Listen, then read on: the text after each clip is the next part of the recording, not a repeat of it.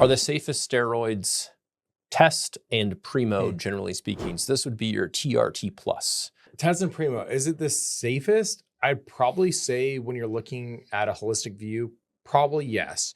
You tend to see that testosterone and Primo, the least impactful on a negative effects on your lipid profile, just generally speaking, from what I've seen. Now, the issue with me saying that yes to Primo is that I think that Masterone is a better option most of the times if you're worried about estrogenic side effects like gynecomastia. The reason for that is systemic estrogen is great for us when you're overall trying to gain as much muscle tissue as possible. And mast tends to not reduce down systemic estrogen nearly as effectively as Primo does.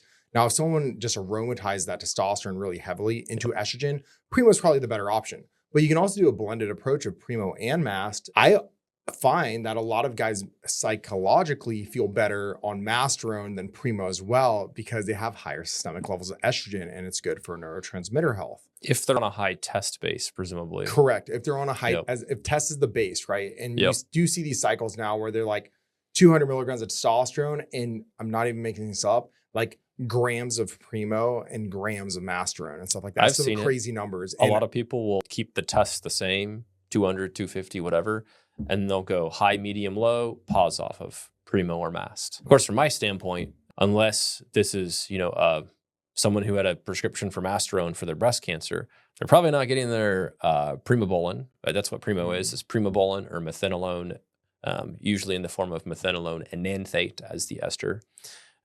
Unfortunately not a prescription option, because I do agree from what I see both in the clinical literature and anecdotally, pretty good safety profile. But of course, I always recommend against methanolone enanthate and also anything in general that is not prescribable. So the other thing that I would say is for those of, people listening that just have health as a goal, but want maybe a little bit more muscle than the 75 mgs once a week of testosterone and enanthate that they're getting from their endocrinologist, they're probably better off just seeing how they can tolerate it and then talking to that doctor or maybe a different doctor that understands that there can be a pretty wide therapeutic window for testosterone replacement for many people.